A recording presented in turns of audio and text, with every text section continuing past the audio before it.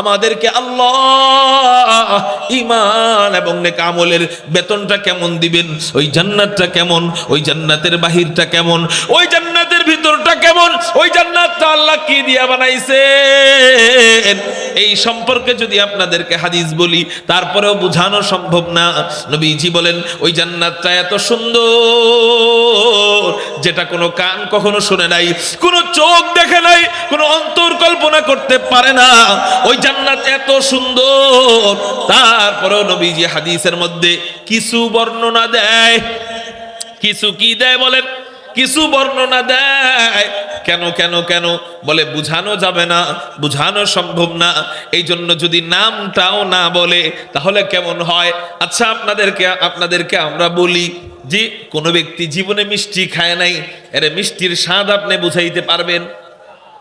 কোন ব্যক্তি জীবনে মিষ্টি খায় নাই, একে যদি আপনারা বলে আরে মিষ্টিটা কেমন, আপনি বলবেন ভাই মিষ্টি কেমন তুই খাস নাই, বুঝবি না, তাও আপনাকে ধরলো। আচ্ছা বললা কেমন, এখন আপনি বলবেন মিষ্টি কেমন, তিতাও না, আবার পানি পানিও না, আবার কেউ না ঝালও না, আবার টকও না, এমন। ও আনুমানিক একটা ধরে নিব হয়তো বা তাইলে এমন, কিন্তু মিষ্টি খায় নাই, ও বুঝবে পুরোপুরি মিষ্টি কেমন।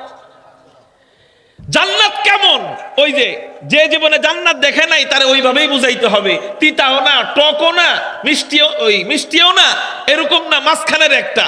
মনে মনে একটা সান্ত্বনা দিবেন নিজেকে, মনে হয় ওইরকম। কিন্তু আসলে জান্নাত কেমন এটা হাদিস থেকে আমরা শোনার পরে অনুধাবন করতে পারবো না, ওটা না দেখা পর্যন্ত। হাদিসে যদি মিষ্টির স্বাদ বলা হয়, যে মিষ্টি খায় না এই মিষ্টির স্বাদ বুঝবে তো? এই যে মুসলমানের হাসি একটা বই আছে, এই বইয়ে একটা ঘটনা পড়ছে। এক ছাত্র অন্ধ উস্তাদের জন্য দুধ নিয়ে গেছে। কি নিয়ে গেছে? দুধ। উস্তাদে বলছে বাবা তুমি আমার জন্য কি আনছো? হুজুর আপনার জন্য আমার আম্মা দুধ পাঠাইছে, নেন দুধ খান। হুজুর কয় দুধ আবার কেমন, জীবনে তো দুধ দেখি নাই। অন্ধ তো দেখবে কেমনে? জীবনে তো দুধ দেখি নাই। ছাত্র কয় যে জীবনে যে দুধ দেখে নাই তারে দুধ কেমন বুঝামু কেমনে? কয় হুজুর দুধ সাদা। আর হুজুরে কয় সাদা আবার কেমন? ছাত্র কয় হুজুর সাদা হইলো বগের মতো। এখন ছাত্র কয় উস্তাদে কয় বগ আবার কেমন? বগ চিনেননি আপনারা? বগ কেমন? এখন ছাত্র দেখায় কয় হুজুর এমন এমন। এখন উস্তাদের চোখ তো অন্ধ, এমনি হাতায় টাতায় কয় না রে বাপ, এইরকম যদি দুধ হয় এটা তো গলায় ঠেকে যাবে। এটা কোন জায়গায় থাকবে? এরকম যদি দুধ হয় এটা খাওয়া যাবে? দুধ যদি এরকম হয়, বগের মতো যদি দুধ হয়, তা তো গলায় ঠেকে যাবে। জান্নাতের বর্ণনা গুলো এমন যে এটা আসলে কেমন এটা বলে বোঝানো যাবে না। তারপরেও ওই বাচ্চাটা যেমন উস্তাদকে বোঝানোর চেষ্টা করছে, কোরআন হাদিস থেকে আমরা একটু বোঝানোর চেষ্টা করি। আসল বুঝ পাওয়া যাবে কোথায়? জান্নাতে। তিরমিজি শরীফের হাদিস, হযরত আবু হুরায়রা রাদিয়াল্লাহু তাআলা আনহু নবীজিকে জিজ্ঞাসা করেন, ইয়া রাসূলুল্লাহ, ইয়া হাবিবাল্লাহ, আমরা যেই জান্নাতে যাব এই জান্নাতটা আল্লাহ কি দিয়ে বানাইছেন? নবীজি বলেন, ও আবু হুরায়রা, আমরা যেই জান্নাতে যাব এই জান্নাতের দেওয়ালের ইট আল্লাহ কি দিয়ে বানায়? নবীজি বলেন, ও আবু হুরায়রা, আমরা যেই জান্নাতে যাব এই জান্নাতের দেওয়ালের ইট আল্লাহ বানায় লাবিনাতুম মিন ফিদ্দাহ, আল্লাহ জান্নাতের কোন কোন ইট জান্নাতি রূপা দিয়া বানান, ওয়ালা বিনাতুম মিন যাহাব, আল্লাহ জান্নাতের কোন কোন ইট জান্নাতি স্বর্ণ দিয়া বানান। বুঝতে পারছেন আপনারা? জান্নাতের কোন কোন ইট জান্নাতি রূপা দিয়া বানান, জান্নাতের কোন কোন ইট জান্নাতি স্বর্ণ দিয়া বানান। শুধু তাই না, শুধু তাই না, নবীজিকে জিজ্ঞাসা করা হয় জান্নাতের ইটের মশলা আল্লাহ কি দিয়া বানায়? তিরমিজি শরীফের মধ্যে নবীজি জানায় দেয়, জান্নাতের ইটের মশলা, দুনিয়াতে ইটের মশলা বানানো হয়, সিমেন্টের বালু দেয়, এরপর সাধারণ বালু দেয়, এরপর পানি দেয়, এই তিনটা একত্রিত কইরা দুনিয়াতে ইটের মশলা বানানো হয়। কিন্তু জান্নাতের ইটের মশলা আল্লাহ কি দিয়া বানায়? নবীজি বলেন, জান্নাতের ইটের মশলা আল্লাহ জান্নাতি আতর মেশক আম্বর দিয়া জান্নাতের ইটের মশলা বানায়। জান্নাত আতি আতর মেশকো আম্বর দিয়া আল্লাহ জান্নাতের ইটে মশলা বানায়। এই জন্যই তো জান্নাতের এমন ঘ্রাণ। নবীজি বলেন জান্নাতের ঘ্রাণ কত দূর থেকে পাওয়া যাবে। নবীজি বলেন জান্নাতীরা যখন জান্নাতের কাছে যাবে কত দূর থেকে জান্নাতীরা জান্নাতের ঘ্রাণ পাবে। নবীজি বলেন 40 সানা, 40 বছর দূর থেকে জান্নাতীরা জান্নাতের ঘ্রাণ পাইতে থাকবে। আলহামদুলিল্লাহ কদ্দারা খাইরা ওয়া খাবালা ওয়াশ শুকরু লিমান সাওয়ারা হুসনা ওয়া জামালা ফারদুন সামাদুন আন সিফাতিল খালকি বারিউ। আপনারা দুর্বল হয়ে গেছেন, আওয়াজ কমে গেছে, আকাশ পাতাল প্রকম্পিত করে চিৎকার দিয়ে বলেন আল্লাহু আকবার। ফারদুন সামাদুন আন সিফাতিল খালকি বারিউন রাব্বুন আযালিয়্যুন খালাকাল খালকা কামালা আল্লানা কামা কানা ওয়ালাম ইয়ালকা যাওয়ালা আল্লানা কামা কানা ওয়ালাম ইয়ালকা যাওয়ালা লা শিবহা ওয়ালা মিথলা ওয়ালা আম্মা ওয়া ক্বালা লা শিবহা ওয়ালা মিথলা ওয়ালা আম্মা ওয়া ক্বালা मैं ढूंढ रहा कहाँ है दरबार इलाही मैं ढूंढ रहा कहाँ है दरबार इलाही मोहब्बत में तेरा दम बदम रखना है मौला मोहब्बत में तेरा दम बदम रखना है मौला मोहब्बत में तेरा दम बदम रखना है मौला तेरा नाम मजीना है तेरी नाम में मरना। आमीन बोले ना आमीन। हमें तो दोस्त बना ले हमें तो मस्ती बना दे हमें तो दोस्त बना ले हमें तो मस्ती बना दे हमें तू प्यार बना ले हमें तू यार बना ले हमें तू प्यार बना ले हमें तू यार बना ले तू खुदा वंद यमीनी तू खुदा वंद शिमाली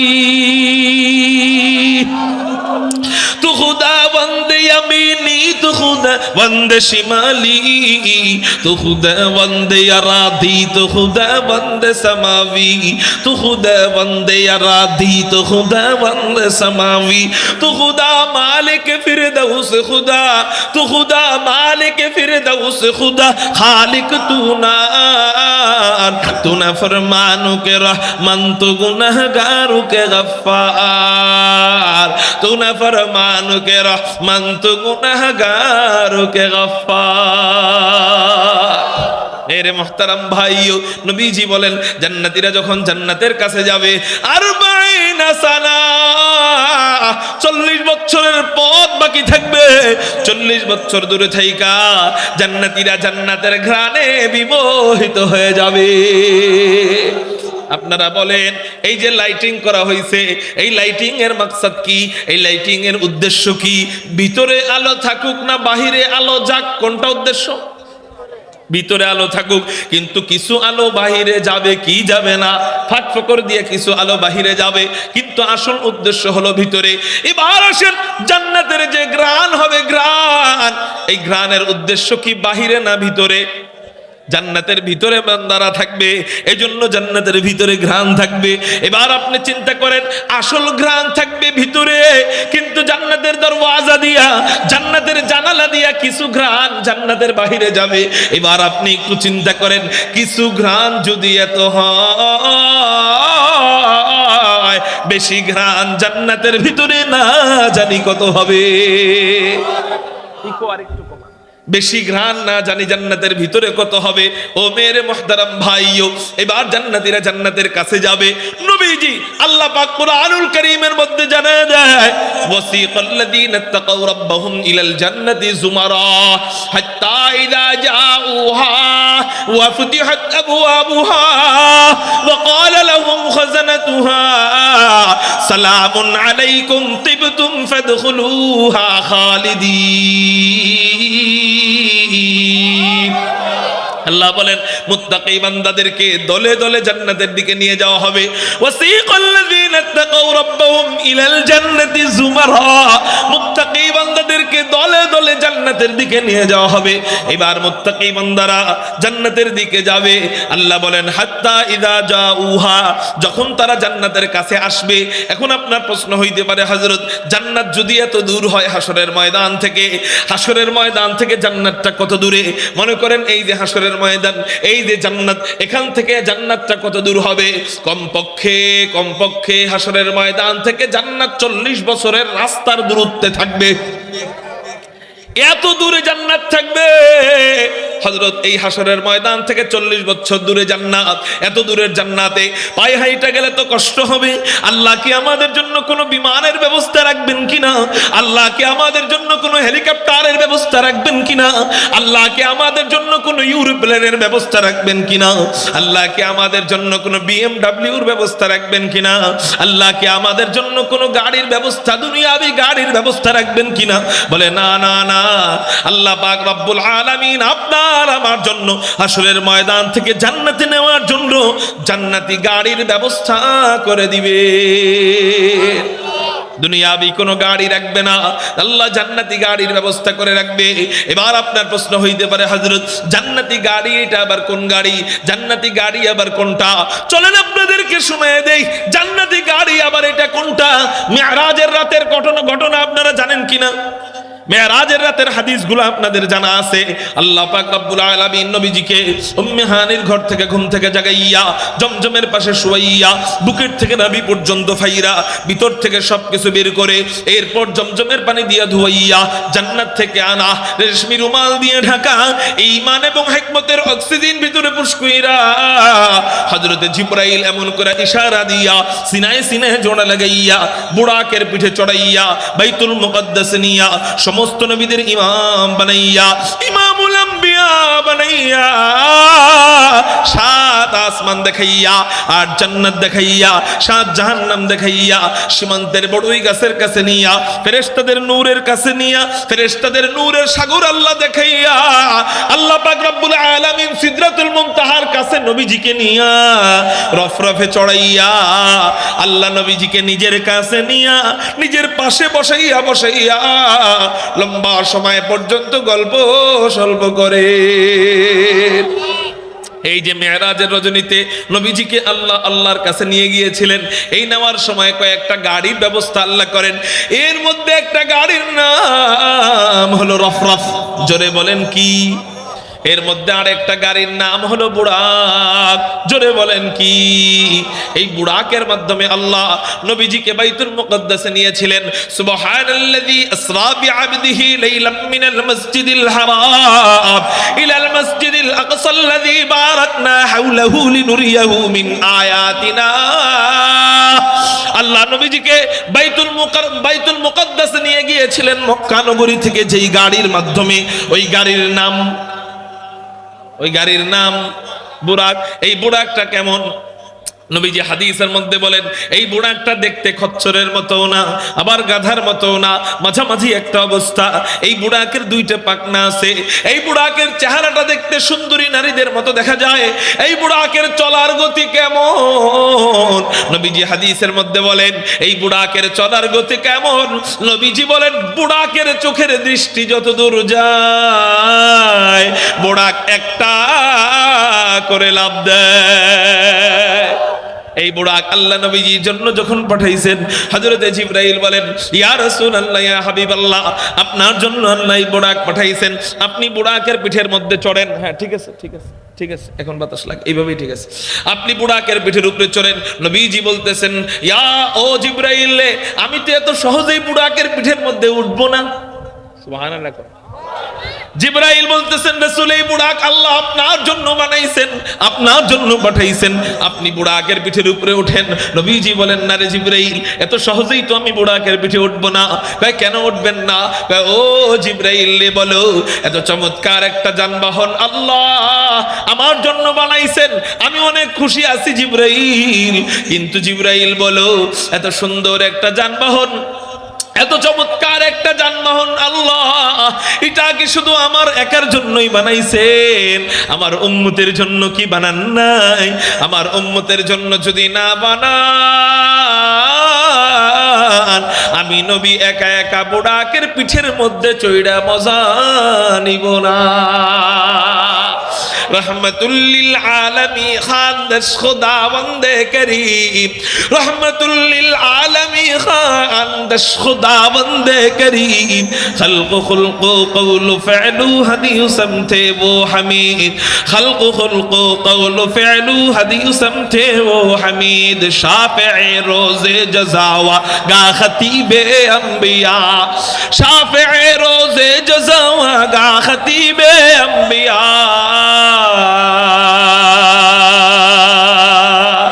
रोज़े जज़ावागा खतीबे अंबिया, साहिबे हफ्ज़ो लिवा ज़िल्ले खुदा रोज़े अतीद, साहिबे हफ्ज़ो लिवा ज़िल्ले खुदा रोज़े अतीद, साहिबे खुल्क़े अज़ीम मज़हरे जूदे अमीम,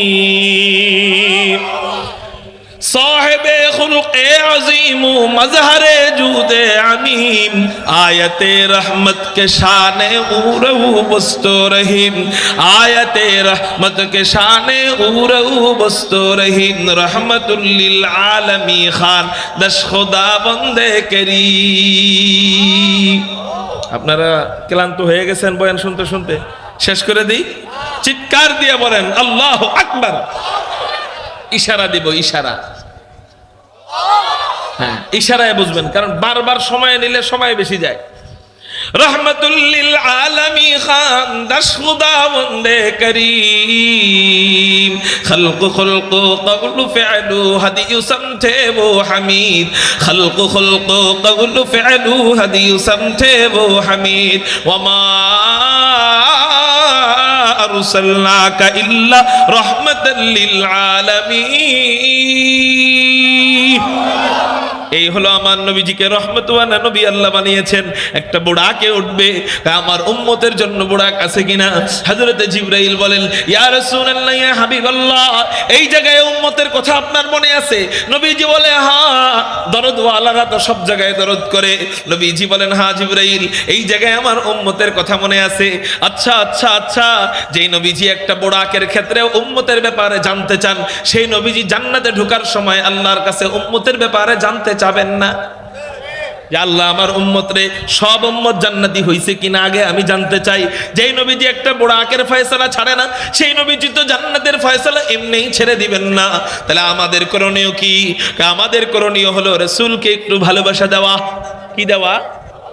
ভালোবাসা দেওয়া। অথচ আমি দেখা যায় রাসূলকে শুধু কষ্ট আর কষ্ট দেই। নবীজিকে যদি আমি একটু ভালোবাসা দেই, নবীজি আমাকে কত ভালোবাসা দেয়। চলেন একটা হাদিস থেকে আমরা জেনে আসি, বুখারী শরীফের একটা হাদিস। নবীজি মরা খেজুর গাছে হেলান দিয়া খুতবা দিতেন, চিৎকার দিয়া বলেন, খেজুর গাছটা মরা না যেতা। মোরা খেজুর গাছে হেলান দিয়া নবীজি খুতবা দিতেন। এক মহিলা এসে বলল, ইয়া রাসূলুল্লাহ, ইয়া হাবিবাল্লাহ, আপনি যদি অনুমতি দেন আপনার জন্য কাঠের একটা মিম্বর বানিয়ে দিব। নবীজি বললেন, অনুমতি দেওয়া হলো।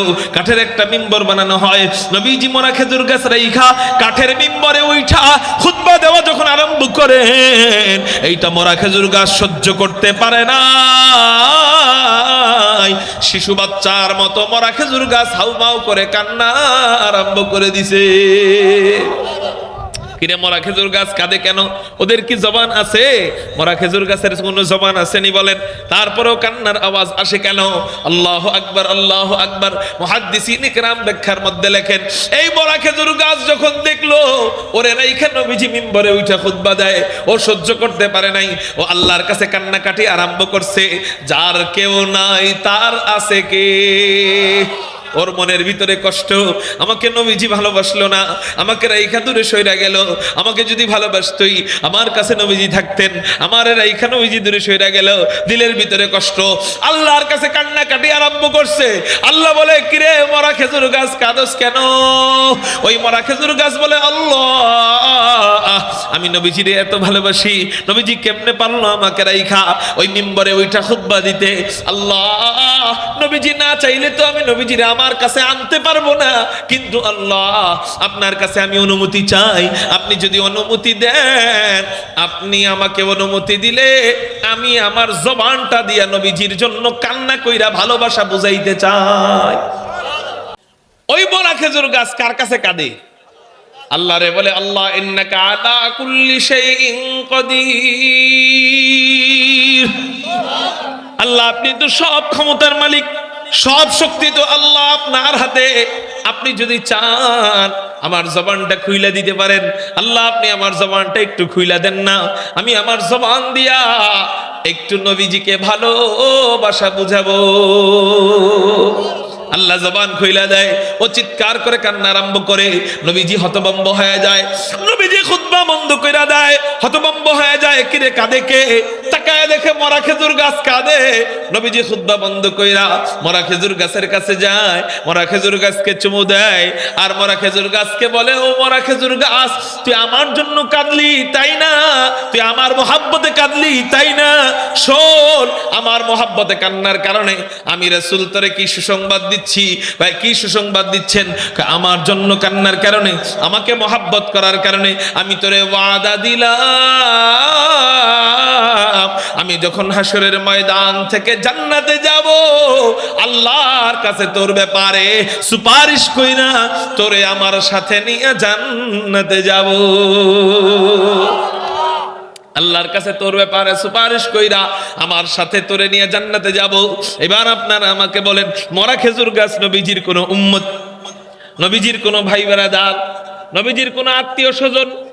তাহলে এই মরা খেজুর গাছ নবীজিকে সামান্য মোহাব্বত দেখাইছে, কয়েক মুহূর্ত মোহাব্বত দেখানোর কারণে ওরে নিয়ে যদি নবীজি জান্নাতে যাইতে পারে, আমি যদি নবীজিকে নামাজের মোহাব্বতটা নবীজির সামনে নিয়ে যাইতে পারি, কোরআনের মোহাব্বতটা নবীজির সামনে নিয়ে যাইতে পারি, হজের মোহাব্বতটা নবীজির সামনে নিয়ে যাইতে পারি, জিকিরের মোহাব্বতটা নবীজির সামনে নিয়ে যাইতে পারি, এই দাড়ির মোহাব্বতটা নবীজির সামনে নিয়ে যদি আমি দাঁড়াইতে পারি, আপনি বলেন যেই নবীজি উম্মত নয় এমন খেজুর গাছরে নিয়ে জান্নাতে যাইতে পারে, সেই নবীজির সামনে যদি আমি দাড়িটা নিয়ে দাঁড়াইতে পারি, সেই নবীজি আমাকে ফালায়া কেমনে জান্নাতে যাবে?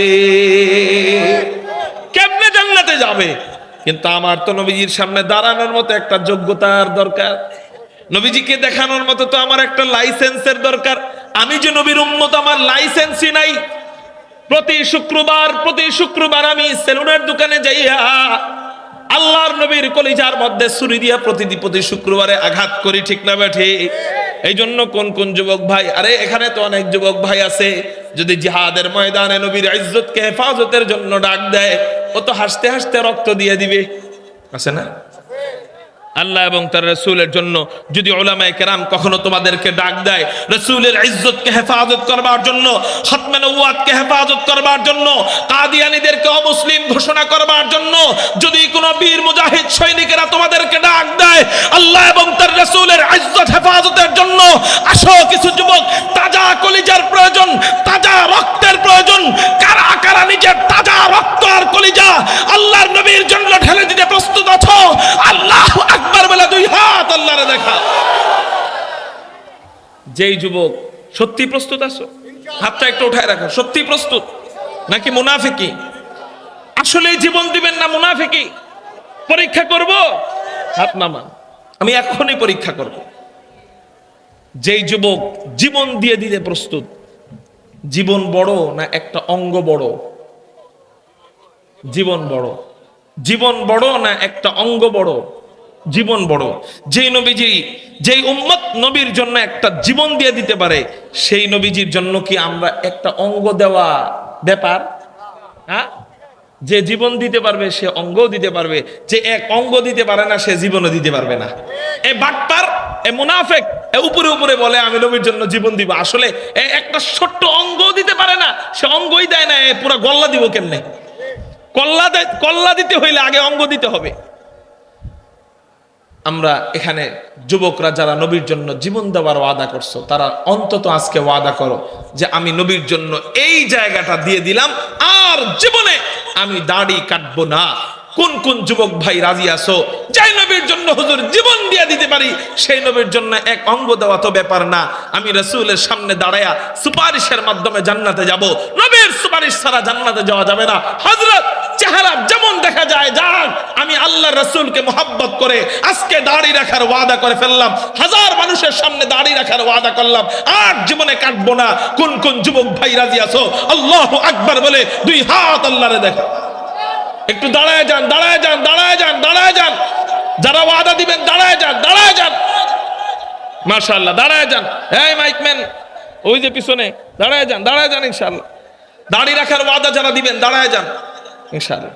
আলহামদুলিল্লাহ বলেন, চিৎকার দিয়ে বলেন আলহামদুলিল্লাহ। যদি আগামী বছর আসি, আমি আগামী বছর আসি, এটা চাননি? হ্যাঁ, যদি চান আগে আগে ডেট নিবেন। আমি এক মাহফিল ক্যান্সেল করে এটা দিছি জোর করার কারণে। যদি চান রমজানে ফোন দিবেন ইনশাআল্লাহ। যদি আসি রিজিকে থাকে, দাড়িওয়ালা চেহারা নিয়ে দেখা করতে পারবেননি? পারবেননি ইনশাআল্লাহ? এই যুবক পারবানি? আলহামদুলিল্লাহ বলতে বলতে বসো। কি মাহফিল কইরা বলে এক বক্তা, ওদিন ওই এক নেতা মাহফিলে উঠা মাইক ধরে কইতেছে, আপনারা এত মাহফিল করেন, লাখ লাখ টাকা খরচ করে মাহফিল করে কি লাভ? আমি তো দেখি না, কোনো লাভ তো দেখি না। আমি বলি লাভ দেখো না মানে? এই যে যে যুবকরা দাড়ি রাখার ওয়াদা করলো, এই যুবকরা আজকে মাহফিল না হইলে দাড়ি রাখতো? এদের কারণে আজকের মাহফিল কবুল, আমার আপনার জন্য না, এদের কারণে কবুল, যারা নতুন করে ওয়াদা দিল। সবাই চিৎকার দিয়া বলেন আলহামদুলিল্লাহ। আচ্ছা তুমি দাড়ি কাটো কেন? কাটো কেন? কয় হুজুর দাড়ি কাটলে সুন্দর দেখা যায়, রাখলে ভালো দেখা যায়। আচ্ছা এই ভালো দেখানো তোমার উদ্দেশ্য কাকে? কয় বিবিকে। বিবাহিত হলে চেহারা সুন্দর করে কার জন্য? আর চেহারা বিবাহিত না হলে চেহারা সুন্দর করে কার জন্য? সুন্দর করে এই জন্য যে আমি ভালো একটা মেয়ে বিয়ে করব। এটাই তো, এটাই তো। অনেক যুবক বলে যে আমরা দাড়ি রাখবো বিয়ের পরে, বলে কি না? এখন শোনো যুবক, দাড়িতে যদি ভালো মেয়ে পাওয়া না যাইতো, হুজুর গো কেউ মেয়ে দিত না। সমাজে এই কথা প্রসিদ্ধ কথা, হুজুর গো বউরাই বেশি সুন্দরী হয়। হুজুরদের বউরাই বেশি কি হয়? সুন্দরী হয়। কেন? হুজুর খুশি করে আল্লাহকে, আল্লাহ খুশি করে হুজুরকে। আর তুমি দাড়ি কাইটা বেজার করো আল্লাহকে, আল্লাহ বেজার করে তোমাকে। শোনো যুবক, তুমি তো বোকা, তুমি তো গাধা, তুমি বুঝো না। তোমাকে আমি বোকা বলি, তোমাকে আমি গাধা বলি কেন? তুমি বুদ্ধিমান হইলে বিয়ের আগে দাড়ি রাখতা, বিয়ের পরে নয়। কেন? যেই মেয়ে তোমাকে দাড়ি ছাড়া পছন্দ করে, সেই মেয়ে বিয়ের পরে তোমারে দাড়ি রাখতে দিবে? যেই মেয়ে তোমাকে দাড়ি ছাড়া পছন্দ করে, সেই মেয়ে তো দিনদার না, সেই মেয়ে কি? বদ্দিন। সেই মেয়ে কি? বদ্দিন, বদমাইশ। যেই মেয়ে বলবে যে আমার পাত্র হবে দাড়ি ছাড়া, স্মার্ট পাত্র, দাড়ি রাখলে স্মার্ট দেখা যায় না, ক্ষেতের মতো লাগে, সেই মেয়ে দিনদার না বদ্দিন। যেই মেয়ে দাড়িতে পছন্দ করবে না, সেই মেয়ে বিয়ের পরে তোমার আম্মার খেদমত করবে না। যেই মেয়ে তোমাকে দাড়িতে পছন্দ করবে না, সেই মেয়ে বিয়ের পরে তোমার বুড়া বাবার খেদমত করবে না। যেই মেয়ে তোমাকে দাড়িতে পছন্দ করবে না, সেই মেয়ে তোমার মুখে মুখে তর্ক করবে। যেই মেয়ে তোমার দাড়িতে পছন্দ করবে না, সেই মেয়ে তোমার সাথে বেয়াদবি করবে। যেই মেয়ে তোমাকে দাড়িতে পছন্দ করবে না, সেই মেয়ে রাত 12টা বাজে অন্য ছেলের সাথে ঘুরতে যাবে। যেই মেয়ে তোমাকে দাড়িতে পছন্দ করবে না, সেই মেয়ে তুমি থাকতে অন্য এক্স বয়ফ্রেন্ডদের সাথে পরকিয়া করবে, কারণ ওর ভিতরে তো দিন নাই, দিনের বুঝ নাই। আর যেই মেয়ে তোমাকে দাড়িতে পছন্দ করবে, সেই মেয়ে তোমার কথা মোতাবেক চলবে, তোমার মুখে মুখে তর্ক করবে না, তোমার সাথে খারাপ আচরণ করবে না, তোমার মায়ের খেদমত করবে, তোমার বাবার খেদমত করবে। এজন্যই তো দেখা যায় পত্রিকায় বলা হয়েছে প্রতি 40 মিনিটে বাংলাদেশে একটা করে ডিভোর্স হচ্ছে। কয়টা করে? পত্রিকায় প্রতি 40 মিনিটে কয়টা করে ডিভোর্স? আরেক সূত্রে পাইলাম প্রতিদিন 2000 ডিভোর্স। কয় হাজার? আচ্ছা একটাও খুঁজা হুজুর পাওয়া যায় না। তা আমগো যদি দাড়ি রাখার কারণে খারাপই দেখা যাইতো, আমগো থেকে তো মাইয়া চলে যাওয়ার কথা ছিল, বউ চলে যাওয়ার কথা ছিল। তা আমগো বউ যায় না, তুমগো বউ যায় কে? আমাদের দাড়িতে রহমতের ফেরেশতারা ঘুরে, আমাদের দিকে আমাদের বিবিরা তাকায়া অন্তরের প্রশান্তি পায়। আর তুমি সব রহমতের ফেরেশতা কাইটটা ফেলায় দিছো, এখন শয়তানে হেন্দা ঘুরে, তোমার বউ তোমার দিক তাকায়া শুকরিয়া করে না। এই জন্য তালাক আর ডিভোর্স আর ঝগড়া বাড়ে। এই জন্য বুদ্ধিমান তো সে যে বিয়ের আগে দাড়ি রাখবে। কেন? হুজুর মেয়েটার বাহিরে সুন্দর এটা বুঝলাম, কিন্তু মেয়েটার দিল কতটা পরিষ্কার এটা বুঝবো কিভাবে? এটা বুঝবা তুমি কেমনে? শোনো, বাহির পরিষ্কার এটা ঘটকে বলবে মেয়ে সুন্দর। ঘটক চিনেননি? বিয়ের মধ্যস্থতা যে করে আপনাদের দেশে কি বলে? ঘটক বলবে মেয়ে ভালো, মেয়ে তাহাজ্জুদ গুজার, মেয়ে ফজরের নামাজ পড়ে। সব ঘটকের কাছে সব মেয়ে তাহাজ্জুদ গুজার হয়, জানেন নি এটা? ঘটকের কাছে মেয়েরা তাহাজ্জুদ গুজার হয়। ওই মেয়ে জীবনেও তাহাজ্জুদ কারে কয় এটা বানানি লিখতে পারবো না, হেতে তাহাজ্জুদ গুজার হয়ে যায়। আচ্ছা, ঘটক বলবে মেয়ে তাহাজ্জুদ গুজার, মেয়ে ভালো, মেয়ে নামাজি, মেয়ে পর্দানশীল, মেয়ে পরহেজগার, অপরিচিত কোনো ছেলের সাথে কথা বলে না, সব ভালো বলবে। আসলে দিলটা কত ভালো এটা তুমি বুঝবা কেমনে? ঘটকের কথা সত্যও তো হইতে পারে, মিথ্যাও তো হইতে পারে। এটা তোমার বুঝার একটা লাইসেন্স দিয়ে দিই। সেই লাইসেন্স হলো বিয়ের আগে দাড়িটারে বেশি করে লম্বা করবা। কি করবা? দাড়িটারে বেশি করে লম্বা করবা। কেন? দাড়িটা নিয়ে যখন পাত্রীপক্ষের দেখতে যাইবা, বিয়ের আগে পাত্রীকে দেখতে যায় না, এই দেখতে যখন যাইবা মেয়ের সামনে বরাবর বৈশা, ওই সময় দেখা যায় আছে, বরাবর বৈশা তুমি দাড়িটারে এমন এমন করবা। কেমন? এমন এমন করবা, এমন এমন করবা। শয়তানের সামনে যখন কোরআন তেলাওয়াত করা হয়, শয়তানের ভালো লাগে না খারাপ লাগে? যেই মেয়ের ভিতরে শয়তান বসবাস করে সেই মেয়ের সামনে দাঁড়িয়ে এমন এমন করলে ওর মুসরামুসরি শুরু হয়ে যাবে। মানে এই বিয়েতে সে রাজি, বুড়া বেড়ার মতো দেখা যায় এত বড় বড় দাড়ি, এই বিয়েতে সে রাজি না। তুমি মনে মনে কইবা তখন, আলহামদুলিল্লাহ, আমি দাড়ির মাধ্যমে তোর ভিতরের কাল নাগিনীকে প্রকাশ করতে পারছি, তোর মতো সাপ থেকে আল্লাহ আমারে হেফাজত করছে। তুমি তো বোকা, এই জন্যই তো বললাম বিয়ের আগে দাড়ি রেখা মেয়েকে টেস্ট করবা, পরীক্ষা করবা যে এই মেয়ে ভালো না খারাপ। এরপরে যদি দাড়িকে লালার কারণে সেই মেয়ে কোনো প্রক্রিয়া না বোঝায় এবং তোমাকে পছন্দ করে, মনে করবা যে এই মেয়ের ভিতরে দিন আছে, এর মাধ্যমে আমার খেদমত হবে, আমার মায়ের খেদমত হবে, সংসারের কাজ হবে, সংসারে শান্তি আসবে, আমার সন্তানরা ভালো হবে। বুঝতে পারছো? এই জন্য যুবক ভাই, বিয়ের আগে দাড়ি রাখবো, বিয়ের পরে আর রাখতে দিবে না।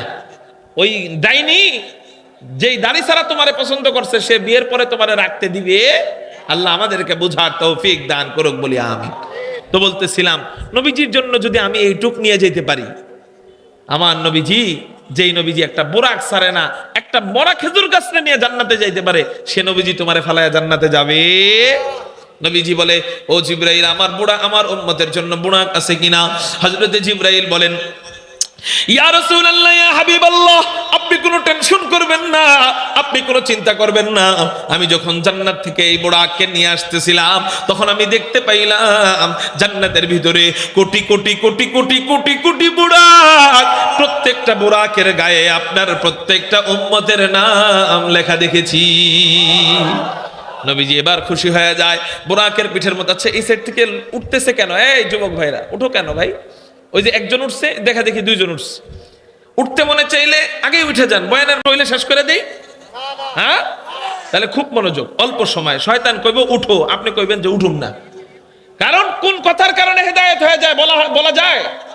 বিগত এই বছরের আগে বা আজকের আগে এলাকায় মাহফিল হয় নাই, এই যুবকরা দাঁড়িয়ে রাখার ওয়াদা দেয় নাই, আজকে দিল। ওর লাভ না আমার লাভ? লাভ কার?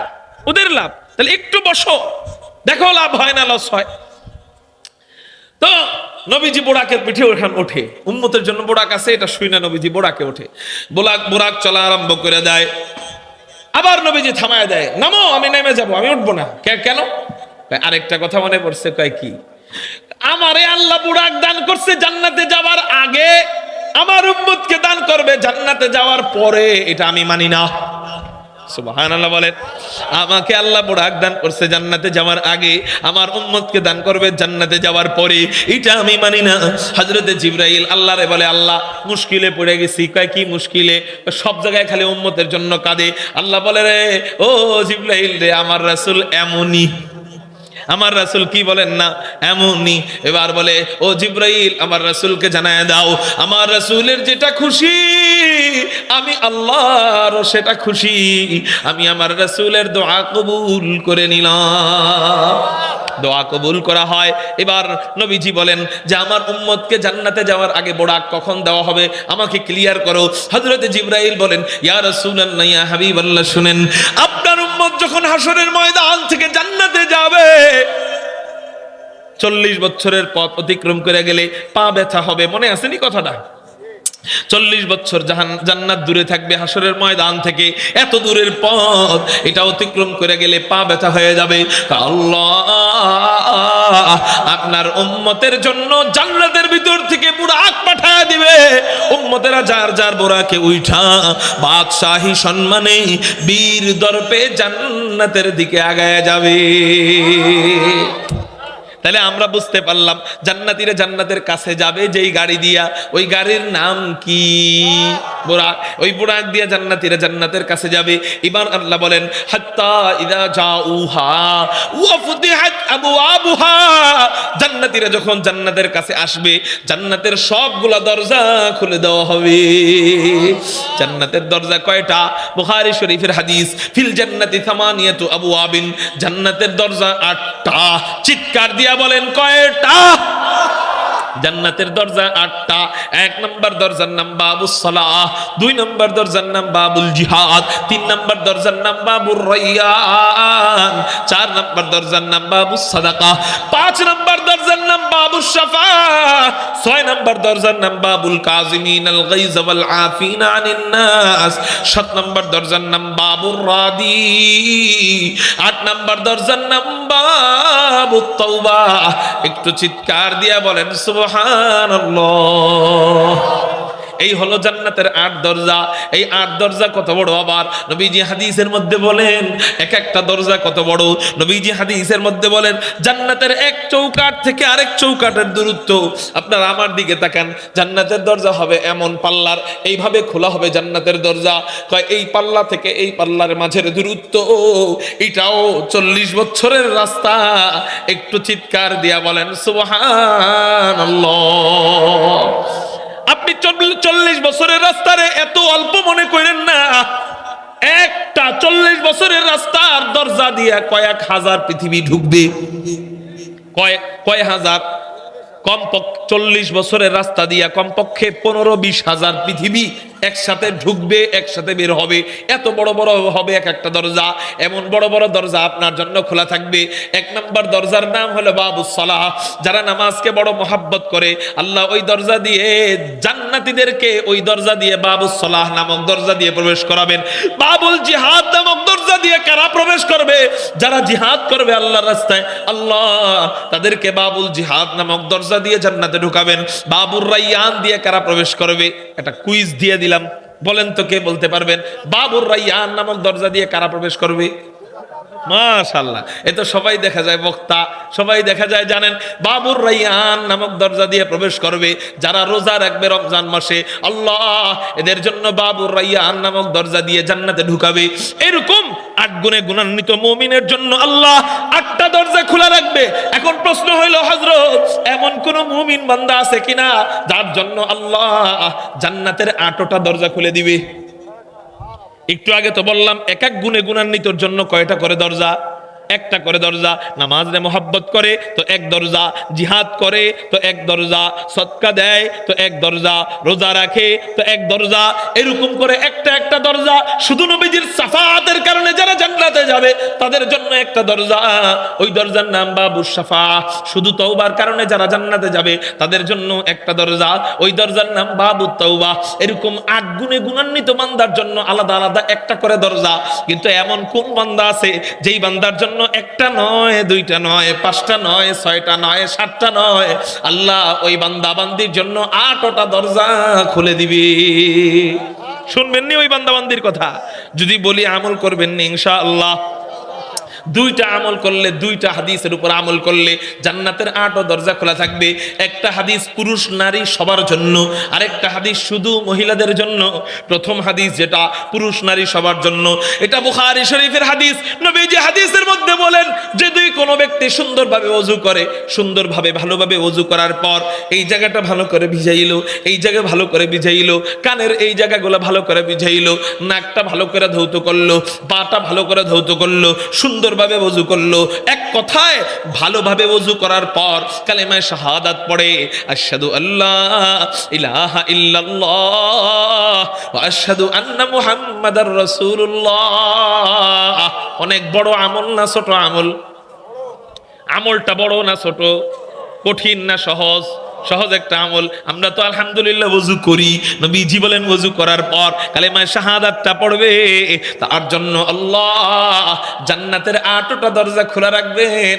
সে যেই দরজা দিয়ে মনে চায় সেই দরজা দিয়ে জান্নাতে প্রবেশ করবে। এই আমলটা সবার জন্য। আরেকটা হাদিস আছে বুখারী শরীফের হাদিস, এই আমলটা শুধু মহিলাদের জন্য।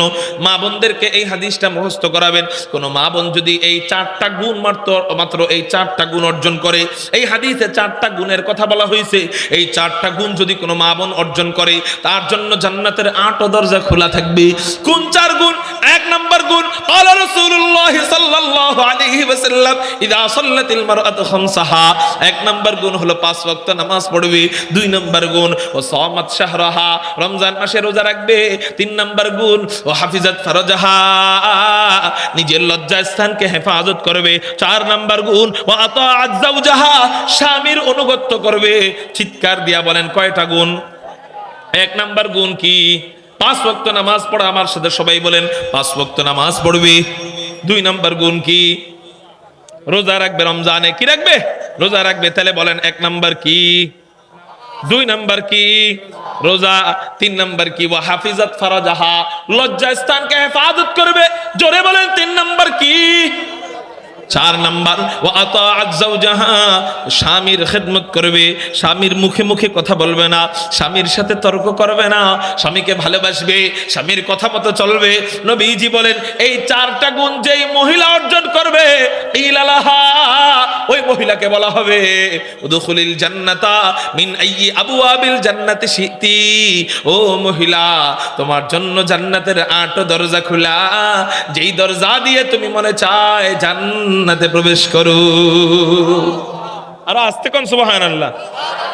তাহলে আমরা জানলাম জান্নাতের কাছে যাব কি দিয়া, আমরা জানলাম জান্নাতের দরজা কয়টা, আমরা জানলাম জান্নাতের দরজার নামগুলা কি কি, আমরা জানলাম জান্নাতের দরজা কত বড়, আমরা এটাও জানলাম জান্নাতের কোন দরজা দিয়া কারা কারা প্রবেশ করবে, আমরা এটাও জানলাম জান্নাতের 8 দরজা কাদের জন্য খোলা।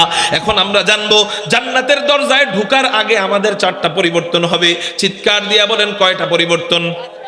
আপনাদের মনে হয় অনেক কষ্ট হইতেছে, তাই না? এই জন্য এই 4 পরিবর্তন বলে আমার বয়ান শেষ করে ফেলবো ইনশাআল্লাহ। 4টা পরিবর্তন হওয়ার পর আল্লাহ আমাদেরকে জান্নাতের ভিতরে ঢুকাবেন। 1 নাম্বার পরিবর্তন, আল্লাহ পাক রব্বুল আলামিন আমাদেরকে জান্নাতে ঢোকার আগে আমাদের চেহারাটা, আমাদের জান্নাতের যে এরিয়া থাকবে এরিয়া, সেই এরিয়ার মধ্যে আমাদেরকে সবচেয়ে সুন্দর, আমাদের বিবিদেরকে আল্লাহ সবচেয়ে সুন্দরী বানায় দিবেন। চিৎকার দিয়া বলেন সুবহানাল্লাহ। আপনার জান্নাতের এরিয়া আর আমার জান্নাতের এরিয়া কিন্তু এক থাকবে না। আপনারটা একরকম থাকবে, আমারটা আরেক রকম থাকবে। যার যার আমল মোতাবেক আল্লাহ জান্নাত বড় করে দিবেন।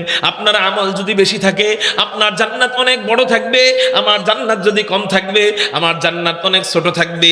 ছোট হইতে হইতে হইতে হইতে একেবারে ছোট জান্নাত হবে 10 দুনিয়ার সমান। কয় দুনিয়া? একেবারে ছোট জান্নাত হবে 10 দুনিয়ার সমান।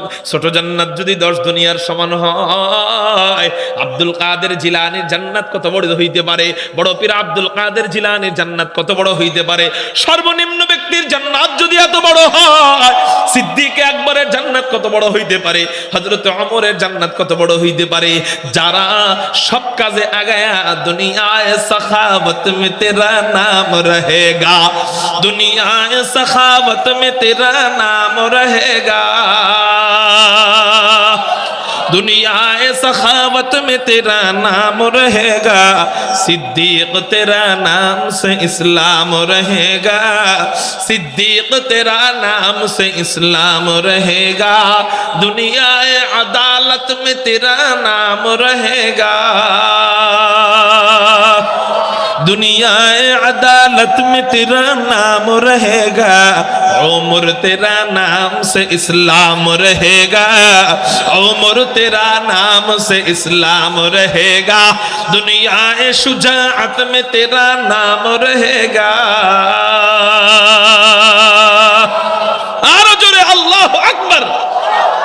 दुनिया शुजाअत में तेरा नाम रहेगा, उस्मान तेरा नाम से इस्लाम रहेगा, उस्मान तेरा नाम से इस्लाम रहेगा, दुनियाए मुसल्लत में तेरा नाम रहेगा, दुनियाए मुसल्लत में तेरा नाम रहेगा, अली तेरा नाम से इस्लाम रहेगा, अली तेरा नाम से इस्लाम रहेगा, दुनियाए मुवज्जिन में तेरा नाम रहेगा, दुनियाए मुवज्जिन में तेरा नाम रहेगा, बिलाल तेरा नाम से इस्लाम रहेगा, बिलाल तेरा नाम से इस्लाम रहेगा। সর্বনিম্ন ব্যক্তির জান্নাত যদি এত বড় হয়, বেলালের জান্নাত কত বড় হবে, সিদ্দিক আকবরের জান্নাত কত বড় হবে, হাদি কুল ফখরে রাসূল ইমামুল আম্বিয়া সাইয়্যিদুল আম্বিয়া সাইয়্যিদুল খালায়েক আহমদ মুজতাবা মুহাম্মদুর রাসূলুল্লাহ সাল্লাল্লাহু আলাইহি ওয়াসাল্লামের জান্নাত কত বড় হবে। সুবহানাল্লাহ। এত বড় জান্নাতের ভিতরে আপনি একা এবং আপনার বিবি সবচেয়ে সুন্দর থাকবেন। কালকে বাড়িতে যায়া সুবহানাল্লাহ কইেন, মানে আপনার জান্নাতের এরিয়ায় আপনার চেয়ে সুন্দর আর কেউ, আমার জান্নাতের এরিয়ায় আমার চেয়ে সুন্দর আর কেউ, আমার বিবির চেয়ে সুন্দরী আর কেউ। এক নাম্বার পরিবর্তন। কয় নাম্বার? এক নাম্বার। এই চেহারার কালা চেহারা নিয়ে আপনি হুরগুলোকে দেখা করবেন, শরমে মরে যাবেন গা। ঠিক না বে ঠিক? হ্যাঁ। দুই নাম্বার, আল্লাহ আমাদের জান্নাতীদের অবাঞ্ছিত লোম, অবাঞ্ছিত পশম ফেলায় দিবেন। তিরমিজি শরীফের 2545 নম্বর হাদিসের মধ্যে নবীজি বলেন, আল্লাহ পাক রব্বুল আলামিন জান্নাতীদের অবাঞ্ছিত লোম, অবাঞ্ছিত পশম, অবাঞ্ছিত পশম কোন জায়গার? বগলের নিচের পশম, নাভির নিচের পশম, যত পশম আছে আল্লাহ ফেলায় দিবেন। এখন আপনার প্রশ্ন হইতে পারে, হুজুর তাহলে দাড়িটা কি করব? দাড়িটা রাখবো না ফেলাই দিব? আন্তাজে ফতুয়া দিয়ে দিলেন। না জানলে কইবেন হুজুর আপনি কোন, মন থাকবো না এটা? কিছু না জানলে বলবেন কি হুজুর আপনি বলেন। সাহাবায়ে কেরাম না জানলে বলতেন, আল্লাহ এবং তার রাসূল ভালো জানে। বুঝছেন কথাটা? তা আপনারাও সেই সুন্নত অনুসরণ করবেন। না জানলে বলবেন হুজুর আপনি বলেন। তিরমিজি শরীফের 2545 নম্বর হাদিস থেকে জানা যায়, আল্লাহ পাক রব্বুল আলামিন দাড়িওয়ালা ব্যক্তিদের দাড়িটাও কাইটা দিবে। কেন দাড়িওয়ালা ব্যক্তিদের দাড়ি কাটবে কেন? দাড়ি এটা শরীয়তের হুকুম। কিসের হুকুম? নামাজ এটা কিসের হুকুম? রোজা এটা কিসের হুকুম? শরীয়তের হুকুম। হজ কিসের হুকুম? দাড়ি কিসের হুকুম? শরীয়তের হুকুম। সব কবরে যাওয়ার আগে, পরে না। কি বললাম? শরীয়তের হুকুম সব কিসের আগে? কবরে যাওয়ার আগে, পরে আর শরীয়তের হুকুম নাই। আল্লাহ বলবি, তোরা দাড়ি রেখা আমাকে খুশি করছস, তোদের কাটতে মনে চাইতো তারপরেও কাটতি নাই। আমরা হুজুর হওয়ার পরে আমগো দাড়ি কি কাটতে মন চায় না? এই কথা কয় না, মানে মনে হইতেছে যে আমগো ভিতরে মনে হয় শয়তান নাই। আচ্ছা আপনার লগে যে ইবলিস, আমার লগে কি মাওলানা ইবলিস? হ্যাঁ, নাকি একই ইবলিস? তা আপনারে যে ধোঁকা দেয় আমারে ধোঁকা দিতে পারে না? তা আমাদের কাটতে মনে চায় না? আল্লাহ কইব, তোর কাটতে মনে চাইতো কিন্তু তুই কাটতি না। আমার রাসূলকে খুশি করার জন্য, আমাকে খুশি করার জন্য তুই দুনিয়াতে থেকে আমারে খুশি করছস, এবার জান্নাতে আমি দাড়ি কাইটা তোদেরকে খুশি করব। তো দাড়িওয়ালা ব্যক্তির দাড়ি কাটবে, আর যার দাড়ি নাই হের যে কি কি কাটবো এটা যায় দেখে নিয়েন। কথা বুঝেন নাই? আল্লাহ আমাদেরকে বুঝার তৌফিক দান করুন। কয় নাম্বার পরিবর্তন হইল? 2 নাম্বার। 3 নাম্বার পরিবর্তন, আল্লাহ পাক রব্বুল আলামিন জান্নাতে ঢোকার আগে আপনার আমার বয়স বানায় দিবে 30 থেকে 33 বছরের যুবক, এবং আমার বিবিদের বয়স বানায় দিবেন 30 থেকে 33 বছরের যুবতী। অন্য হাদিস মোতাবেক পাওয়া যায় আল্লাহ প্রত্যেকটা নারীকে 18 বছরের যুবতী বানায় দিবে, এবং এই যৌবন কখনোই ফুরাবে না, কখনোই শেষ হবে না। নবীজি মুসলিম শরীফের হাদিসের মধ্যে বলেন, ইউনাদিল মুনাদি ইন্নালাকুম আন তাহিয়াউ ফালা তামুতু আবাদা ওয়া ইন্নালাকুম আন তাসিহু ফালা তাসকামু আবাদা ওয়া ইন্নালাকুম আন তাশিব তাশিব্বু ফালা তাহরামু আবাদা ওয়া ইন্না লাকুম আন তানআমু ফালা তাবাসু আবাদা। ও জান্নাতীরা, তোমরা যারা জান্নাতের মধ্যে আসছো, ইন্না লাকুম আন তাসিহু ফালা তাহরামু আবাদা। ও জান্নাতীরা, তোমরা যারা জান্নাতের মধ্যে আসছো আর জীবনে কখনো অসুস্থ হইবা না। ইন্না লাকুম আন তাসিহু ফালা তাসকামু আবাদা। আর জীবনে কখনো তোমাদের ডায়াবেটিস হবে না, আর জীবনে কখনো তোমাদের প্রেসার হবে না, আর জীবনে কখনো তোমাদের প্যারালাইসিস হবে না। গরু একসাথে কয়টা খাইবা খাও, আর কখনো চর্বি হবে না। খাসি একসাথে কয়টা খাইবা খাও, আর কখনো লিভারে প্রবলেম হবে না। পানি কয় কেজি খাইবা খাও, আর জান্নাতের ভিতরে শরাব কত খাইবা খাও, আর কখনো তোমার কিডনি ধরবে না।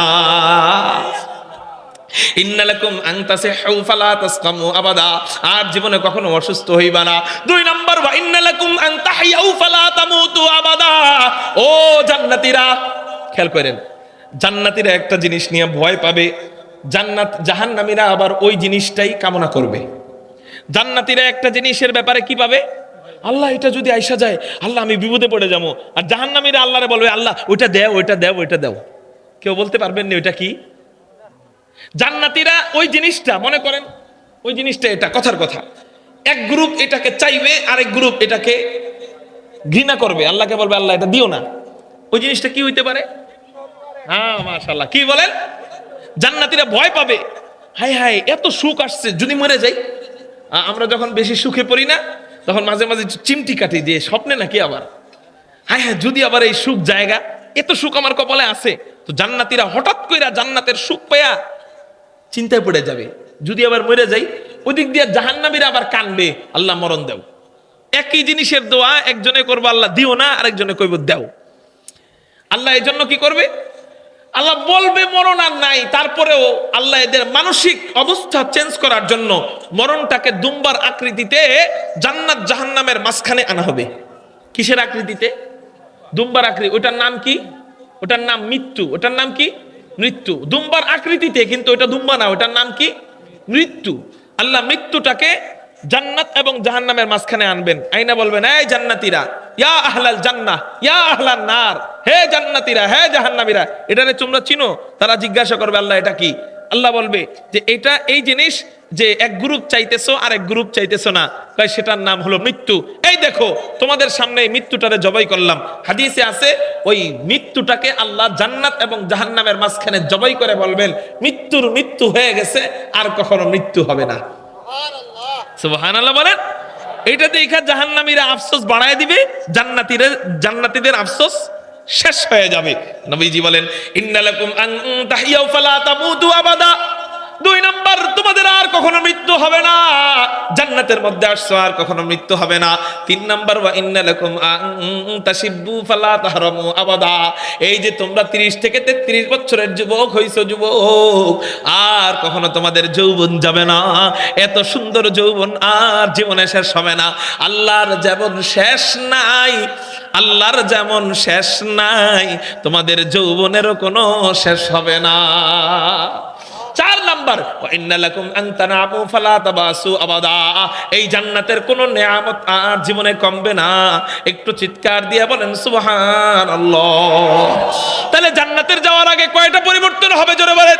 4টা। 4টার মধ্যে 3টা বললাম। 1 নাম্বার, আল্লাহ আমাদের বয়সটা বানায় দিবেন 33 বছর। 2 নাম্বার, আল্লাহ আমাদেরকে সুন্দর বানায় দিবে। 3 নাম্বার, আল্লাহ আমাদের অবাঞ্ছিত লোমগুলা ফেলায় দিবে। 4 নাম্বার পরিবর্তন হলো আল্লাহ পাক রব্বুল আলামিন আপনাকে আমাকে আব্বাজান আদমের সমান 60 হাত লম্বা বানায় দিবে। জোরে বলেন কয় হাত? এটা বললে আমার বয়ান শেষ। খুব মনোযোগ। কয় হাত লম্বা বানাবেন? কয় হুজুর এত লম্বা কেন বানাবে? এত লম্বা কেন বানাবে? এ মিয়া, এই এতটুক ট্যাঙ্কু মার্কা শরীর লইয়া আপনি জান্নাতের খাওয়ান খাইতে গেলে তো ডায়রিয়া ছুটবো, বুঝেন নাই? এই এতটুক 3.5 হাত শরীর নিয়ে জান্নাতের খাওয়ান, হাতায় এই তো লাগুর পাইবেন না, এত বড় বড় খাওয়ান থাকবো। হুজুর কত বড় খানা? শোনেন তাইলে এই হাদিসটা শোনাবো নাকি? জান্নাতের খানা কত বড় হবে? খুব মনোযোগ। নাসাই শরীফের 1493 নম্বর হাদিসে হুজুর আকরাম সাল্লাল্লাহু আলাইহি সাল্লাম বলেন, হাদিসের প্রেক্ষাপট হলো নবীজি একবার সূর্য গ্রহণের নামাজ পড়াইতেছিলেন। কি গ্রহণের নামাজ? সূর্যগ্রহণের নামাজ পড়ানোর সময় সাহাবায়ে কেরাম দেখলেন নবীজি নামাজের ভিতরে হাতের বাঁধনটা ছাইড়া একটু সামনে আগায় গেলেন, কি যেন ধরতে গেলেন কিন্তু ধরতে পারলেন না, আবারও পিছনে চলে আসলেন, আবারও হাত বাঁধলেন, নামাজ শেষ করলেন। সাহাবায়ে কেরাম জিজ্ঞাসা করলেন, ইয়া রাসূলুল্লাহ, ইয়া হাবিবাল্লাহ, নামাজের মধ্যে এটা কি দেখলাম? বলে কি দেখলা? বলে নামাজের মধ্যে দেখলাম আপনি নামাজের ভিতরে হাতের বাঁধনটা ছাইড়া একটু সামনে আগায় গেলেন, কি যেন ধরতে গেলেন কিন্তু ধরতে পারলেন না, আবারও পিছনে চলে আসলেন, আবারও হাত বাঁধলেন, কাহিনী তো বুঝলাম না। নবীজি বলেন, ও আচ্ছা তোমরা দেখে ফেলেছো? হ্যাঁ আমরা দেখে ফেলেছি। তাহলে শোনো শোনো শোনো, আজকে এক আশ্চর্য কাণ্ড কারবার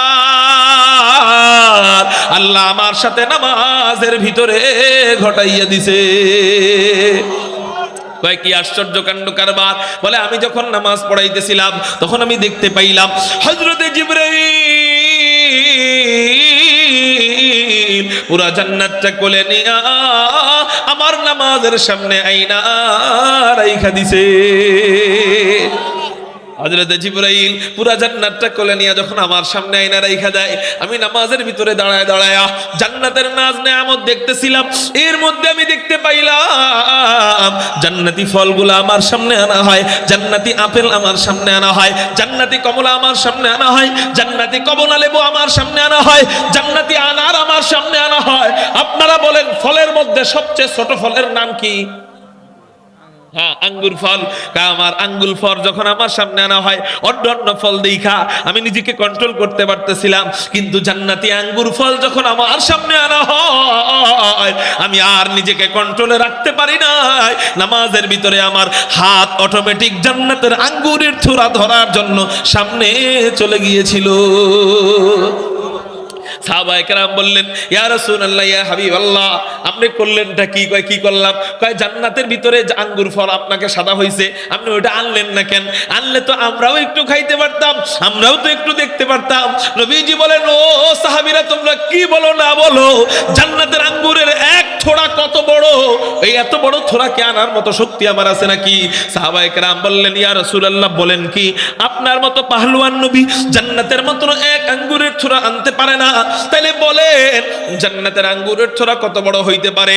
নবীজি বলেন, ও আমার সাহাবীরা, আমি যদি জান্নাতের মাত্র একটা আঙ্গুরের থোড়া আনতে পারতাম, আমি থেকে নিয়ে কিয়ামত পর্যন্ত সমস্ত মানুষেরা মিলে একত্রিত হয়ে সব মানুষেরা মিলে জান্নাতের আঙ্গুরের থোড়া থেকে আঙ্গুর খাওয়া আরম্ভ করত। খাইতে খাইতে খাইতে খাইতে কিয়ামত হয়ে যাইতো, তারপরেও জান্নাতের মাত্র এক আঙ্গুরের থোড়াও শেষ হতো না। লা দিদ্দা ওয়ালা নিদ্দা ওয়ালা হাদ্দা লিমাওলা, লা দিদ্দা ওয়ালা নিদ্দা ওয়ালা হাদ্দা লিমাওলা, লা কুফুয়া ওয়ালা বিলদা ওয়ালা আম্মা ওয়াকালা, লা কুফুয়া ওয়ালা বিলদা ওয়ালা আম্মা ওয়াকালা, আলহামদুলিমান কদ্দারা খাইরাহু ওয়া খাবালা, আলহামদুলিমান কদ্দারা খাইরাহু ওয়া খাবালা, ওয়াশ শুকরু লিমান সাওয়ারা হাসানাহু ওয়া জামালা। আর শের করার সময় নাই, আপনাদের থেকে অনেক সময়, অনেক লম্বা সময় নিয়ে নিছি, আর বয়ান লম্বা করব না। আমি এখান থেকে যেটা বুঝাইতে চাইতেছি, জান্নাতের আমাদের দুনিয়ার ছোট ছোট ফলের মধ্যে সবচেয়ে ছোট ফল আঙ্গুর ফল। এই আঙ্গুর ফল যদি জান্নাতে গেলে এত বড় হয়, আপনি এবার চিন্তা করেন খাসির রান তাইলে কত বড় হবে? খাসির রান যদি এত বড় হয়, গরুর রান কত বড় হবে? গরুর রান যদি এত বড় হয়, জান্নাতি উটের রান কত বড় হবে? এত বড় বড় রান হুজুর আমরা আনবো কেমনে, নিব কেমনে? আরে মিয়া, এত বড় বড় রান আনার জন্য আপনার কষ্ট করা লাগবে না। নবীজি তিরমিজি শরীফের হাদিসের মধ্যে জানায়া দেয়, আদনা আহলিল জান্নাতি আল্লাযী ৮০,০০০ খাদিমিন, আল্লাহ পাক রব্বুল আলামিন আপনার আমার জন্য সর্বনিম্ন জান্নাতের জন্য কমপক্ষে ৮০,০০০ খাদেম দিয়ে দিবে। কয় হাজার খাদেম? ৮০,০০০ খাদেম। আদনা আহলিল জান্নাতি আল্লাযী ৮০,০০০ খাদিমিন, ৮০,০০০ খাদেম আল্লাহ দিয়ে দিবে। এই দুনিয়ার খাদেমদের দিক তাকাইলে রুচিতে ধরে না। দুনিয়ার খাদেমরা জমিনে কাজ করতে করতে রোদের কারণে চামড়া পুড়ে যায়, কালো হয়ে যায়, ঠিক না ঠিক? কিন্তু জান্নাতি খাদেমদের দিক তাকাইলে কেমন মনে হবে? বলে না না না, আল্লাহ জান্নাতি খাদেমদেরকে কেমন চমৎকার বানাইবেন। কোরআনে আল্লাহ জানায় দেয়, ওয়ায়াতুফু আলাইহিম বিলদানুম মুখাল্লাদুন ইযা রাআইতাহুম হাসিবতাহুম লুলুআম মানসুরা। আল্লাহ কোরআনে জানায় দেয়, জান্নাতি ছোট ছোট কিশোররা, ছোট ছোট বালকরা, এরাই হবে আমাদের খাদেম। এই কিশোর বালকরা আমাদের চতুর্দিকে ঘুরবে, আমাদের চতুর্দিকে হাঁটবে, আমাদেরকে আনন্দ ফুর্তি দিবে। এদের দিক তাকাইলে কেমন মনে হবে? ইদা রাআইতাহুম হাসিবতাহুম লুলুআম মানসুরা, ছড়ানো ছিটানো মণিমুক্তা দেখলে যেমন সুন্দর লাগে, জান্নাতি খাদেম ছোট বাচ্চাদেরকে দেখলে এতটাই সুন্দর লাগবে, বরং এর চেয়েও সুন্দর লাগবে। এমন খাদেম আল্লাহ আমাদেরকে জান্নাতের মধ্যে দিবেন।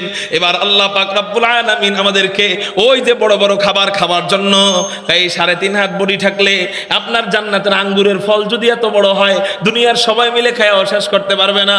এখন কোন এই এতটুক বডি নিয়ে ওই আঙ্গুরের কোন সাইড খাইবেন? খান যাইব?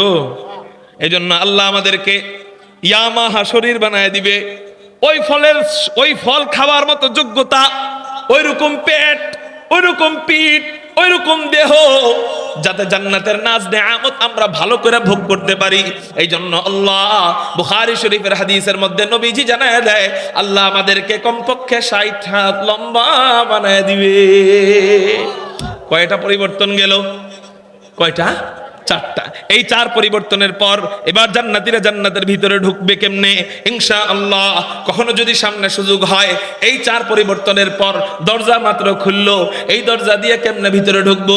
এরপর দরজা দিয়ে ঢুকার সময় হুরেরা আমাদের সাথে কি কি গান গাবে, গিলমানরা আমাদেরকে কি কি বইলা বরণ করবে, জান্নাতের দারওয়ানরা আমাদেরকে কি কি বলবে, জান্নাতের ফেরেশতারা আমাদেরকে কেমনে সালাম দিবে, জান্নাতের বিবিরা আমাদেরকে কেমনে সালাম দিবে, জান্নাতের বিবিদের সাথে নাহনুল খালিদাতু ফালা নাবিজু ওয়া নাহনুন নাইমাতু ফালা নাবআসু ওয়া নাহনুর রাদিয়াতু ফালা নাসখাতু তুবা লিমান কানা লানা ওয়া কুননা লাহু।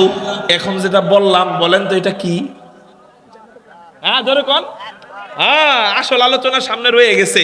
আল্লাহ যদি কখনো তৌফিক দেয়, আগামীতে যদি কখনো আসি, বলবো আল্লাহকে দেখার দৃশ্য কেমন হবে। আল্লাহ যখন সবার সামনে মাহফিলের মধ্যে সূরা রহমান তেলাওয়াত করবে, তখন আমাদের অবস্থা কেমন হবে। আল্লাহ যদি আমাদেরকে কখনো একসাথে বসান, ওই আলোচনা করব। আল্লাহ আমাদেরকে ঈমান এবং নেক আমল ঠিক রাইখা ওই জান্নাতে যাওয়ার তৌফিক দান করেন। সবাই বলি আমিন। পরিশেষে আপনাদের কাছে একটা অনুরোধ। কি অনুরোধ? জোরে বলেন। কি অনুরোধ? আমরা এতক্ষণ আলোচনা শুনলাম কিসের? জোরে বলেন। জান্নাতের। কিসের? এই জান্নাতে আমি যাইতে পারবো এর কোনো গ্যারান্টি আছে? আছে? তাহলে বুদ্ধিমানকে, এই কথাটা সবাই শুনে যান, একজন উঠবেন না, 2-3 মিনিট। বুদ্ধিমানকে, বুদ্ধিমান সে যে নাকি কয়েকটা টিকিট কেটে রাখে। কয়েকটা কি কেটে রাখে? যেমন একজনে ঢাকা যাবে, ট্রেনের টিকিট কাটছে। কয়টার টিকিট? একটার টিকিট। হ্যাঁ বলেন। হ্যাঁ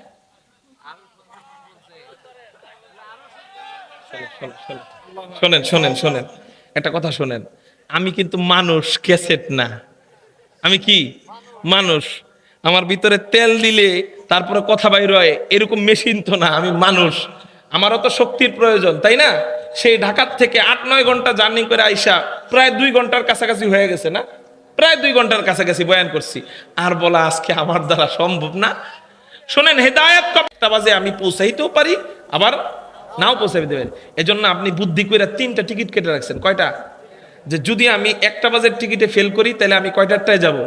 4টা বাজের টিকিটে যাব। যদি 4টা বাজেরটা ফেল করি, তাহলে যাব কয়টা বাজেরটায়? 7টারটায়। মানে আজকে যেতেই হবে। আপনি 3টা টিকিট কেটে রাখছেন। আচ্ছা, যদি 3টা নাও কাটেন, এই দেশে আমাদের পৃথিবীতে টিকিট পরবর্তীতে কাটার অপশন আছে না নাই? কিন্তু আখেরাতে যদি একটা প্রথম টিকিটে মিস হন, অপশন আছে নি আর কাটার? আখেরাতে টিকিট কাটার অপশন আছে? জান্নাতে টিকিট কাটার অপশন আছে? নাই। সব টিকিট কোন জায়গায় কাইটে যাইতে হবে? দুনিয়াতে মরণের আগে সব টিকিট কেটে যেতে হবে। আপনি টিকিট কাটলেন জান্নাতের প্রথম টিকিট, ঈমানের টিকিট। কিসের টিকিট? 1টা বাজের টিকিট। কয়টা বাজের টিকিট? ঈমানের কারণে আপনি জান্নাতে যাবেন, তবে যদি আমল না থাকে তাহলে হাসরের ময়দানে জাহান্নামের শাস্তির পর জান্নাত। 1টা বাজের টিকিটের কারণে আপনি জান্নাতে ঢুকতে পারলেন না, মনে করেন আপনার ঈমান দুর্বল, এই কারণে আল্লাহ কিছুদিন পর জান্নাত দিল। 1টা বাজের টিকিটে আপনাকে জান্নাত দেয় নাই, কিন্তু 4টা বাজের টিকিটে দিল আপনার নেক আমল। কি এই টিকিটের নাম? কি? নেক আমল। কথার কথা, আপনার ঈমান নেক আমল কোনোটার কারণেই আপনি জান্নাতি হইতে পারলেন না। ঈমান থাকলে তো একদিন না একদিন যাবে, এটা পরে, কিন্তু জাহান্নামের শাস্তি 2 মিনিট ভোগ করার ক্ষমতা আছে আমাদের? মনে করেন আপনার নেক আমল কোনোই আল্লাহ কবুল করলো না, আপনি কোনো কারণে 4টার টিকিটে মিস করলেন, এখন 7টা বাজে আরেকটা টিকিট আছে, এটা আপনি কাইটা রাইখা যান নাই, অথবা রাইখা গেছেন। সেটা কি? আপনি 7টা বাজার একটা টিকিট কেটে রেখে গেছেন, সেটা হলো আপনার একটা ছেলেকে আলেম বানায় গেছেন, একটা ছেলেকে হাফেজ বানায় গেছেন। কি বানায় গেছেন? প্রথম 2 টিকিট মিস হয়ে গেলেও 3য় টিকিট হাফেজ 10 জনকে নিয়ে যখন জান্নাতে নিবে, আপনাকে তখন আর ফালায় রাখবে না, আপনি তখন জান্নাতে ঢুকেই যাবেন। আর যদি আপনি ওই 3য় নাম্বার টিকিট না কাটেন, কোনো কারণে যদি আপনার আমল আল্লাহ কবুল না করে, অথবা আমল কবুল করছে কিন্তু আপনার বদের পাল্লা ভারী, হাসরের ময়দানে পাল্লা কয়টা হবে মিজানের? নেকের পাল্লা একটা, বদের পাল্লা একটা। নেকের পাল্লা হালকা, বদের পাল্লা ভারী। এই ভারী হইলে কোথায়? জান্নাত না জাহান্নাম? বদের পাল্লা ভারী, আপনাকে জাহান্নাম দিয়ে দিচ্ছে। এমন মুহূর্তে আপনার একজন হাফেজ সন্তান যায় দৌড়ায় কইতেছে, আব্বা কই যাও? বাপ বলবে, বাবা আমারে আল্লাহ জাহান্নাম দিয়ে দিতেছে। বা হাফেজ বলবে, বাবা তোমারে আল্লাহ ওই দিক দিয়ে জাহান্নামে পাঠাইছে, আমারে হাফেজ বানাইছো, আল্লাহ এদিক দিয়ে আমারে পাঠাইছে তোমারে বাঁচায় জান্নাতে ঢোকানোর জন্য। এই মিয়া, ডাক্তার বানান সন্তানদেরকে, ডক্টর বানান, ব্যারিস্টার বানান, ইঞ্জিনিয়ার বানান, না করি না, কিন্তু বাপ আপনার লাভ কি? ছেলে ডাক্তার হইতে হইতে আপনি মরে যান। ডাক্তার হইতে, পরিপূর্ণ ডাক্তার হইতে কয় বছর বয়স লাগে জানেন? 40 বছর। কয় বছর? পরিপূর্ণ ডাক্তার হইলে আপনি যদি আপনার একটা বাচ্চাকে 5 বছর বয়সে স্কুলে ভর্তি করেন, কয় বছর বয়সে? 5 বছর বয়সে স্কুলে ভর্তি করেন, ওই 5 বছর বয়স থেকে নিয়ে ভালো প্রফেসর হইতে ওর সময় চলে যাবে 40 বছর বয়স। কয় বছর? এই জন্য দেখবেন বড় ডাক্তার 40-এর বয়সের কম থাকে না, বেশি থাকে। বড় ডাক্তার, সহকারী প্রফেসর বা সহযোগী প্রফেসর তাদের বয়স কম থাকে, কিন্তু বড় ডাক্তার কয় বছর থাকে কমপক্ষে? 40। আচ্ছা, 40 বছরে যায় ডাক্তার হইলো, ডক্টর হইলো, ব্যারিস্টার হইলো, ইঞ্জিনিয়ার হইলো, বাপ 40 বছরের ছেলের বাপের বয়স কত? 70-80। আচ্ছা, 70-80 বছরের বুড়ারা কি সবাই বাঁচে? না 80 হওয়ার আগেই মারা যায়, 60 হওয়ার আগেই মারা যায়। আমার আব্বা 60 হওয়ার আগেই মারা গেছে। আমার বয়স 27 বছর, তো আমার বাপ মারা গেছে। 40 হইলে তো আরো অনেকের বাপ মারা যায়, ঠিক না ভাই? ঠিক। তাইলে আপনি কষ্ট কইরা, গাদার খাটনি খাইটা, মাথার গাম পায়ে ফেলাইয়া, জমি বিক্রি কইরা, ক্ষেত বিক্রি কইরা, বিল বিক্রি কইরা, পুকুর বিক্রি কইরা, বাড়ি বিক্রি কইরা আপনি আপনার সন্তানরে ডাক্তার বানাইলেন, ব্যারিস্টার বানাইলেন, ইঞ্জিনিয়ার বানাইলেন, হ্যাঁ উকিল বানাইলেন। আপনি আপনার ছেলের, ইঞ্জিনিয়ার ছেলের চেহারাটা না দেখেই মারা গেলেন। আপনার লাভ আমারে বলেন। আপনার ছেলের লাভটা একটু পরে বলতেছি, আপনার লাভ বলেন, আসেনি কোনো লাভ? চোখ বন্ধ করার পরে কোনো আর লাভ নাই। কি লাভ হইব? ছেলে আপনার অশুদ্ধ তেলাওয়াত কোরআন শরীফ কবরে পাঠাবে, সওয়াব হইব না গুনাহ হইব? অশুদ্ধ তেলাওয়াত কোরআন, অশুদ্ধ কোরআন কবরে পাঠাবে, গুনাহ হবে। এবার কোন হুজুর আমার লাভ না হোক, আমার ছেলেটার তো লাভ হবে। ছেলের লাভ কয়দিন? এই বাপ, আপনি কি বাবা কিনা শোনেন? আপনি কয়দিন ছেলের লাভ চান? 20 বছর না দিয়ে অনন্তকাল। একটা জিনিসের মৌত নাই, বলতে পারবেন সেটা কি? হ্যাঁ, রুহের মৌত নাই। কিসের মৌত নাই? রুহের মৌত নাই। আপনার ছেলের বডির মৌত হবে, কিন্তু রুহের মৌত হবে? আপনার ছেলে আদি অনন্তকাল বডি থাকবে না রুহ থাকবে? তো 20 বছর কামাই করে খাবে কি? বডি খাবে। কে খাবে? রুহটা আদি অনন্তকাল থাকবো, ওইটার জন্য আপনি কিছুই করলেন না। আপনি কেমন বাপ? আপনি তো নিষ্ঠুর, ঠিক না ভাই? ঠিক। তাহলে আপনি ছেলেরও তো দুশ্মন, ঠিক না? এই জন্য ভাই, লাভ কোনটা? এই যে আমার বাপ আমার আলেম বানায় রেখে গেছে, আল্লাহর কাছে দোয়া করছে, দোয়া কইরা কানতে কানতে, আমি ছোট সময় পড়তাম না, খালি পলাইতাম। আব্বা কানতে কানতে দাঁড়ায় যেত তাহাজ্জুদ পড়ে, আল্লাহ আমার ছেলেরে কবুল করো। আব্বার দোয়ার বরকতে আল্লাহ আমাকে এতটুকু কবুল করছে আলহামদুলিল্লাহ, যে আমার বয়স মাত্র 26 শেষের দিকে, 27-এ পড়ে গেছে হয়তো। এই বয়সে অহংকার হয়ে যায় কিনা জানি না, কানে ধরে বলতেছি, আল্লাহ অহংকার মাফ করুক, বুঝানোর জন্য বলতেছি। এই বয়সে আলহামদুলিল্লাহ নানুপুর মাদ্রাসা, বাংলাদেশের একটা ঐতিহ্যবাহী মাদ্রাসা নানুপুর মাদ্রাসায়, সিলেট বিভাগের সবচেয়ে বড় মাদ্রাসা বরুণা মাদ্রাসায়, ময়মনসিংহ বিভাগের সবচেয়ে বড় মাদ্রাসা আপনার এই বালিয়া মাদ্রাসা, তারপর পুরা চাঁদপুর কুমিল্লা ঢাকার মধ্যে সবচেয়ে বড় মাদ্রাসা উজানি মাদ্রাসা, এই সমস্ত মাদ্রাসায় এই বয়সে বয়ান করি। কেন? ওই যে বাপের এটাই লাভ। এখন আমার কারণে একজনে দাঁড়িয়ে রাখলো তো আমার বাবার কবরে সওয়াব যাবে সমান সমান। আমার কারণে একজনে কোরআন পড়বে, কোরআনের হাফেজ বানাবে, তো আমার বাবার কবরে সওয়াব যাবে। এবার বলেন, আপনি যদি আপনার একটা সন্তানরে হাফেজ বানান, ওই সন্তান আরো 10 জনরে হাফেজ বানাবে, ওই 10 জন 100 জনরে হাফেজ বানাবে, 100 জন 1000কে হাফেজ বানাবে, 1000 1,00,000কে হাফেজ বানাবে, 1,00,000 1 কোটিকে হাফেজ বানাবে। সবার সমান সওয়াব আপনার কবরে যাবে। কবরে ঢুকবেন খালি হাতে, বের হবেন ভরা হাতে। আপনার লাভ না লস? ইঞ্জিনিয়ার বানাইলেন, আপনার কোনো লাভ নাই। সন্তানরে হাফেজ বানাইলেন, আপনার লাভ। এটা আদি অনন্তকাল। সন্তানেরও লাভ, আপনারও লাভ। এই জন্য ওয়াজ করতে কইছেন, করলাম আর একটু ওয়াজ। এবার বলেন, এটাই আসল ওয়াজ। যদি আমাদের হেদায়াত হয়, এটাই আসল ওয়াজ। কে কে রাজি আছেন? আমাদের ছেলে, আমাদের মেয়ে, আমাদের নাতি, আমাদের নাতিন, ইনশাআল্লাহ এদেরকে আমরা মাদ্রাসায় ভর্তি, আজকেই যায় বাড়িতে আলোচনা করব মাদ্রাসায় ভর্তি করার কথা। কারা কারা রাজি আছেন? আল্লাহু আকবার বলে 2 হাত আল্লাহ। রাজি আছেন ইনশাআল্লাহ? পাক্কা ওয়াদা ইনশাআল্লাহ? আল্লাহ তুমি আমাদের হাতকে কবুল করো, সবাই বলি আমিন। ওয়া আখির দাওয়ানা আনিল হামদুলিল্লাহি রাব্বিল আলামিন। মুনাজাত করার মতো কেউ আছে? মুনাজাত করার মতো দুরূদ শরীফ পড়েন। আল্লাহুম্মা সাল্লি আলা মুহাম্মাদিন নবিয়্যিল উম্মি ওয়া আলা আলিহি ওয়া সাল্লিম তাসলিমা। এক প্রবাসী ভাই অ্যাক্সিডেন্ট করছে, নাম কি? হ্যাঁ, ওনার জন্য দোয়া চায়, আল্লাহ দোয়া ওনাকে সুস্থতা দান করুক। আনারুল ভাই অ্যাক্সিডেন্ট করছে, আল্লাহ যেন ওনাকে সুস্থতা দান করে। নাম কি? অনেকেই টাকা দিছে তাদের জন্য, তাদের মা বাবা মারা গেছে, তাদের মা বাবার রুহের মাগফিরাত কামনায় অনেকে দোয়া চাইছে। তাই আপনি এইখানে সভাপতি না? মাশাআল্লাহ। সভাপতি সাহেবের বিবির জন্য দোয়া চাইছে, আল্লাহ যেন তার বিবিরকে জান্নাতের উঁচু মাকাম দান করে।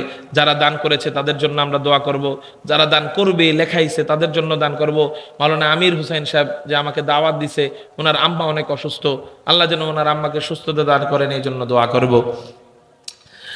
اللهم صل على محمد النبي الأمي وعلى آله وسلم تسليما. اللهم صل على محمد النبي الأمي وعلى آله وسلم تسليما. اللهم آمين. ربنا ظلمنا أنفسنا وإن لم تغفر لنا وترحمنا لنكونن من الخاسرين. ربنا آتنا في الدنيا حسنة وفي الآخرة حسنة وقنا عذاب النار وقنا عذاب القبر وقنا عذاب الحشر وقنا عذاب الميزان وقنا عذاب الصراط. اللهم يا مقلب القلوب ثبت قلوبنا على دينك. اللهم يا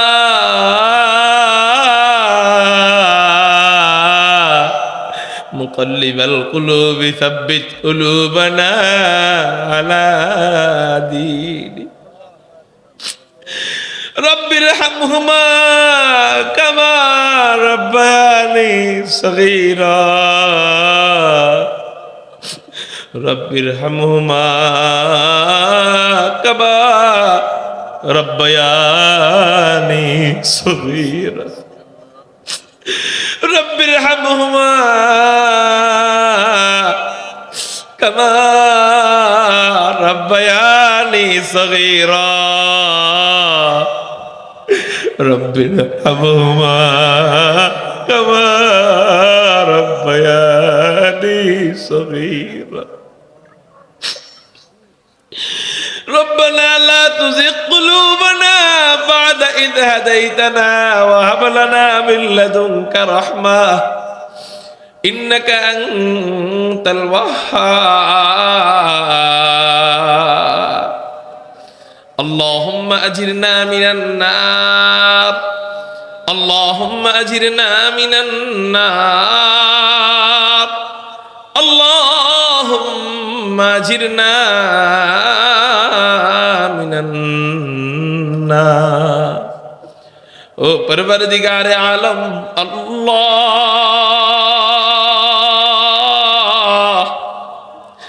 আমরা কতিপয় না খান্দা না ফরমান গুনাহগার বান্দা তোমার শাহী পাক দরবারে হাত উঠাইছি। আল্লাহ, যে হাত দুইটা উঠাইছি এই হাত না খান্দা, যেই জবান দিয়ে চাইতেছি জবানও গান্দা, যেই চোখ দিয়ে কাঁদি এই চোখও গান্দা। আল্লাহ, যতই হোক গান্দা তবু তো তোমার বান্দা। আল্লাহ, মেহেরবানি করে দয়া করে মায়া করে আমাদের সারা জিন্দেগীর সমস্ত গুনাহ মাফ করে দাও। আল্লাহ, বাকি জিন্দেগি গুনাহ থেকে বাঁচার তৌফিক দাও, ঈমান আমল নিয়ে চলার তৌফিক দাও, রাসূলের সুন্নাত মোতাবেক আমাদেরকে পরিচালনা করো। আল্লাহ, বেশি বেশি আমলের তৌফিক দাও। আল্লাহ, বেশি বেশি নামাজের তৌফিক দাও। আল্লাহ, ইবাদতের ক্ষেত্রে হযরত রশিদ আহমদ গঙ্গুহির গুণ দান করো। আল্লাহ, ফিকাহের ক্ষেত্রে ইমাম আজম আবু হানিফার গুণ দান করো। আল্লাহ, জেহেনের ক্ষেত্রে আল্লামা আনোয়ার শাহ কাশ্মীরির গুণ দান করো। ও রব্বে কাবা, রব্বে করিম আল্লাহ, আজকে যে আলোচনা হলো, যে ওয়াদাগুলো আমরা করলাম, আল্লাহ দাড়ি রাখার ওয়াদা করেছে, সন্তানদেরকে কোরআন পড়ানোর ওয়াদা করেছে, মাদ্রাসায় ভর্তি করানোর ওয়াদা করেছে। মালিক রে, ও মালিক, ওয়াদা করার কাজ আমাদের, হিম্মত দেওয়ার দায়িত্ব তোমার। আল্লাহ, তুমি যদি তৌফিক না দাও আমাদের বাচ্চারা হিফজ পড়তে পারবে না। আল্লাহ, তুমি যদি তৌফিক না দাও আমাদের যুবক ভাইরা নামাজি হতে পারবে না। আল্লাহ, তুমি আমাদেরকে তৌফিক দিয়া দাও, তোমার কাছে তৌফিক ভিক্ষা চাই। আল্লাহ, আরো যেই সমস্ত আলোচনা হলো সবাইকে আমল করার তৌফিক দাও। আল্লাহ, এখানে আমরা যারা হাত উঠাইছি, এই হাত দিয়ে অনেকে তার আপন মায়ের কবরে শোয়াইছে, অনেকে তার আপন বাবারে কবরে শোয়াইছে।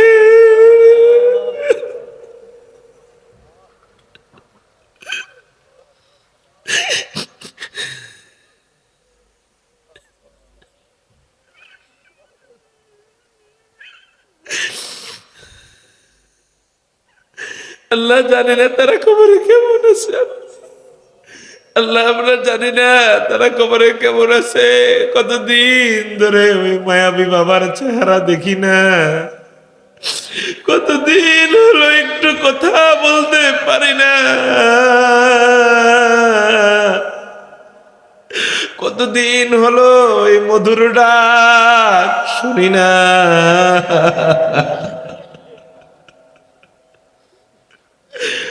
কতদিন হলো কোনো খোঁজ খবর নিতে পারি না। আল্লাহ, আল্লাহ, তুমি আমাদের বাবা মাদেরকে মাফ করে দাও। আল্লাহ, তোমার কাছে আমাদের বাবা মার মাফ ভিক্ষা চাই। আল্লাহ, তাদেরকে তুমি মারলে তারা কার কাছে যাবে? তাদের কেউ তো ওখানে নাই, তুমি ছাড়া তো কেউ আপন ওখানে নাই। আল্লাহ, তুমি মাফ করে দাও।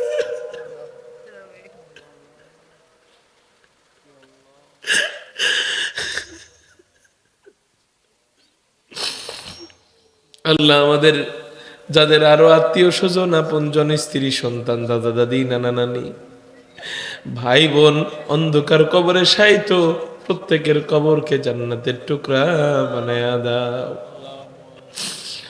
আল্লাহ, অনেকে দোয়া চাইছে, পাশের সভাপতি সাহেব তার বিবির জন্য দোয়া চাইছে, আরো প্রবাসীরা দান করেছে তাদের মা বাবার অনেকের মা বাবা নাই, কবরে শায়িত। আল্লাহ যারাই মৃত আছে তাদের প্রত্যেকের কবরকে জান্নাতের টুকরা বানায় দাও। আল্লাহ যারা বেঁচে আছে হায়াতে তৈয়বা দান করো। আল্লাহ আমাকে যিনি দাওয়াত দিয়েছেন ভাই আমির ভাইয়ের আম্মা অসুস্থ, আল্লাহ তুমি সুস্থতা দান করো। আল্লাহ আরেক ভাই প্রবাসী অ্যাক্সিডেন্ট হয়েছে, আল্লাহ তুমি তোমার তাকে শিফায়ে কামিলা আজলা তাম্মান নসিব করো। আল্লাহ আমাদের মধ্যে যারা অসুস্থ সুস্থ করে দাও। আল্লাহ আমাদেরকে কিডনি রোগে মাইরো না, আমাদেরকে লিভার রোগে মাইরো না, আমাদেরকে প্যারালাইসিস দিও না, আমাদেরকে আল্লাহ অ্যাক্সিডেন্টে মাইরো না, ডায়াবেটিসে মাইরো না, প্রেসার দিও না, ভূমিকম্পে মাইরো না, বন্যায় মাইরো না, আগুনে পোড়ায় মাইরো না। মরণ যখন দিবাই শহীদি মরণ দিও।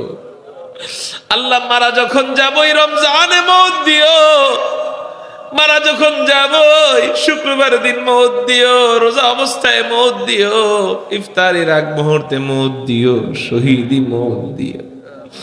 আল্লাহ আমাদের এখানে যারা হাত উঠাইছে, যার যেই সমস্যা তুমি সমাধান করো, অভাবীর অভাব দূর করো, ঋণগ্রস্ত ব্যক্তির ঋণ দূর করো, চাকরিজীবীর চাকরিতে বরকত দাও, যারা চাকরি পায় না ভালো চাকরির ব্যবস্থা করো। আল্লাহ যাদের ব্যবসায় ভালো হয় না ব্যবসায় বরকত দিয়ে দাও।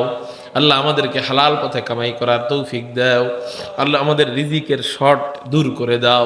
আল্লাহ এই মাদ্রাসাকে কবুল করো, মাদ্রাসার প্রত্যেকটা ছাত্রকে জামানার মাদানী বানায় দাও। আল্লাহ জামানার মুজাদ্দিদ বানায় দাও। আল্লাহ জামানার আহমদ শফি বানায় দাও। আল্লাহ উস্তাদদেরকে কবুল করো, মুহতামিম সাহেবকে কবুল করো, খুব ভালো মানুষ। আল্লাহ অত্র এলাকার গ্রহণযোগ্য ব্যক্তি, আল্লাহ জান্নাতেও তাকে গ্রহণযোগ্য রাখিও। ও রব্বে কাবা রব্বে কারিম, এই মাদ্রাসার সমস্ত হাজত তোমার গাইবী খাজানা থেকে পূরণ করো। আল্লাহ অনেক দোয়া মনে ঘুরতেছে, অসুস্থ শরীর নিয়ে আর কথা বলতে পারতেছি না। আল্লাহ রাসূল তোমার কাছে যা চাইছে আমরাও চাই, রাসূল যা থেকে বিরত থাকতে চাইছে আমরাও বিরত থাকতে চাই। ওয়া সাল্লাল্লাহু তাআলা আলা খাইরি খালকিহি মুহাম্মাদি ওয়া আলিহি ওয়া আসহাবিহি আজমাইন বিরহমাতিকা ইয়া আরহামার রাহিমিন। আসসালামু আলাইকুম ওয়া রাহমাতুল্লাহ।